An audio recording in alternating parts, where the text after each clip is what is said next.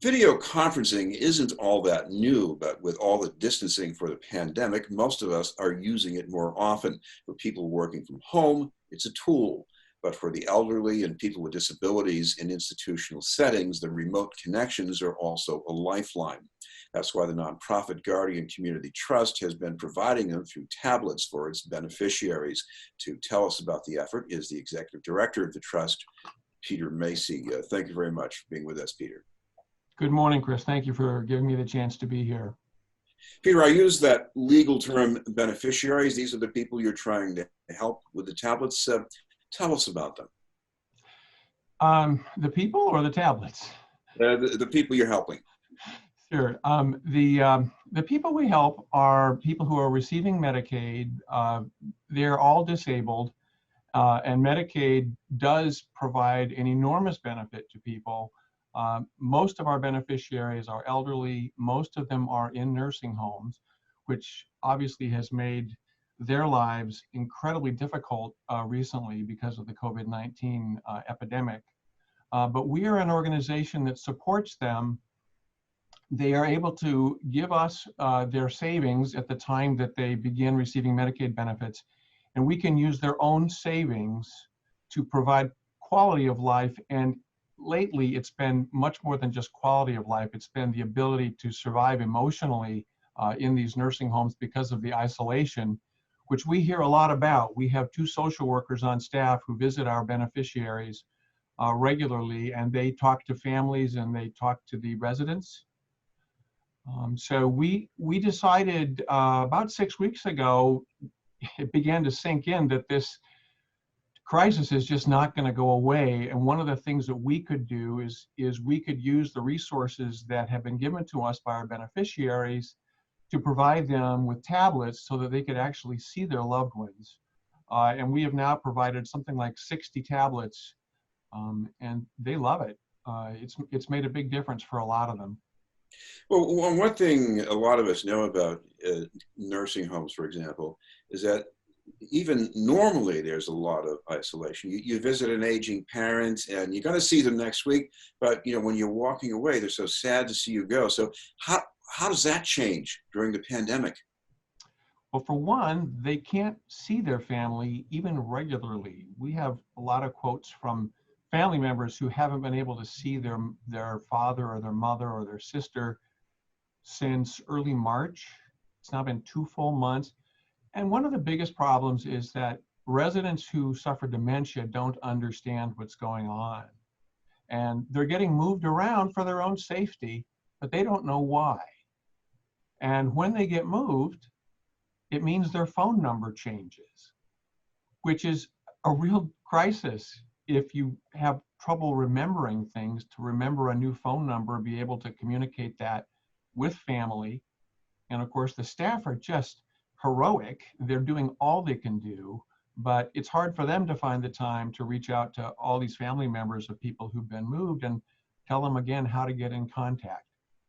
So we think the tablet program will help also because it allows the person to take the tablet with them and they don't have to get a new phone number. They don't even need actually a telephone line to use the tablet.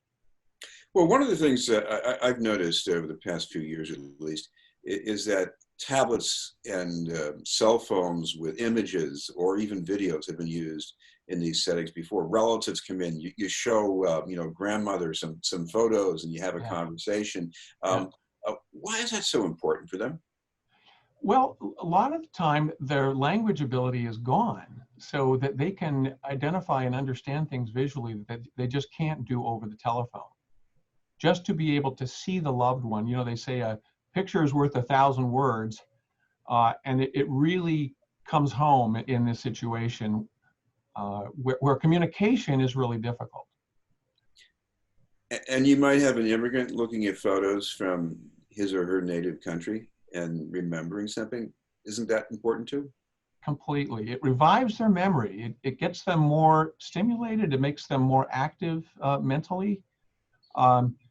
Interestingly, another thing you'd hardly think about, but is absolutely critical to the experience people are having in nursing homes, is that the fact that everyone wears a mask makes communication that much more difficult.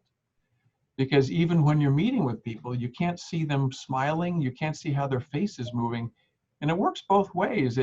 Our social workers have advised us that staff members have sometimes a hard time understanding what people are saying who have dementia or communication or had a stroke and have communication difficulty because they can't see their whole face moving.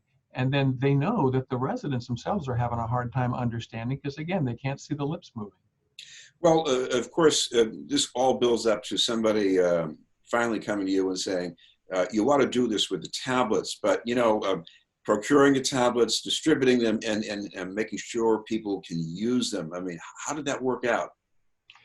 It's been harder than we thought, but one of our determinations in setting this program up was that we were not simply going to buy a tablet and then deliver it, in the box to the resident. We bring them to our office, we open them, we set them up so that we put Zoom onto the tablet. We give them an email so that they can log into Zoom. We set up the desktop so that they just have a couple of buttons to push. And then we mark, before we repackage them, we mark exactly where the on-off button is and how to open up the desktop. And then we deliver it. We, of course, sterilize it before we deliver it. We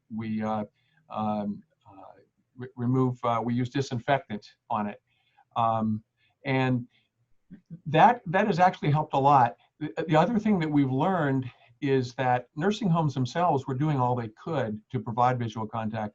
Many of them actually had tablets they were bringing around to different residents, but it strikes us that if you're trying to contain an infection, probably one of the things you don't want to do is be moving things that people hold from one room to the next, even if you're disinfecting it. So we think having individual tablets is probably a better policy. Anything you can tell me so far about how this has worked out for people? Well, we've had all kinds of thank yous from family members, true gratitude. They haven't been able to see them for a long time, and then some of them share their personal stories. One of the residents' daughter is a nurse in an ICU unit, and she writes that she looks forward to a day when she doesn't have to cry at the end of the day. Each day I hope that it will be a day that I don't cry. So it kind of, I think it creates a bond between people like this who are in their own lives are fighting the epidemic and their parent, because they worry, especially if they're around it a lot, they really worry about how their parent is doing. Because one of the things in a broader scale that you work on is the policy around guardianship. And a lot of people in these settings, they have guardians in a formal sense or not already. There are other people who don't have as much of that. You've been advocating for a more robust public option for guardianship. You were even doing it just before the pandemic. Would a more robust form of guardianship, would that have made a difference given what's happened in the pandemic to people in institutional settings? We think that that guardianship, it's a whole nother mission. We're called Guardian Community Trust, but the trust program I've been describing is a mission for people who had funds remaining. Our other mission is to people who don't have any money and who lose capacity and don't have family. Thousands of these people are in nursing homes. I think for the most part, they're well cared for. Some of them have guardians who are really not very involved because there is almost no public money available to provide guardianship for the most disabled, most isolated of our elders. It's painful to find how hard this message is to get across. But the point you're making is a really good one, Chris. If there had been a more robust public guardianship program around the state, the entire problem of infection control would have been addressed better. There's too many people in these nursing homes who have no one to advocate for them, and so they don't bring any pressure on the nursing homes. We are now learning that some 60 of our state nursing homes out of 360 are in the absolute bottom tier of infection control systems in place, according to a national study. And that's a real crisis, and that's one of the reasons that we've lost 11% of our nursing home residents from this crisis, more than 1 out of 10. we think that having a public guardian is absolutely indispensable to the feedback loop that these nursing homes need and that the whole system needs to care for people who are in this helpless situation in nursing home. I want to ask you about one other part of the equation here, because we've been talking about the people in the institutional settings, but as you Mm-hmm. noted, they have family members or friends who are at the other end of the tablet. What does it Yes. do for them? The ones who do have family. Yeah, I mean, what does it do for the family members and the friends who can get on a tablet and talk to these people who are in institutional settings? Doesn't it do something for them too?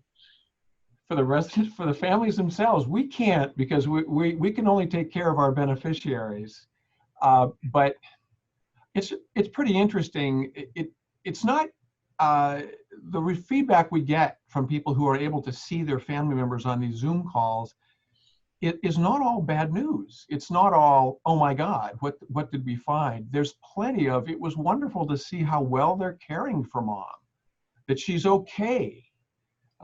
Again, that's a huge relief if you haven't been able to see the person yourself. So it's mixed. Some people say it's tragic, and to see them there, and it really is a painful life in a nursing home now was never great, but now it's really bad. They don't even get to leave their room for lunch. They don't get to socialize at all.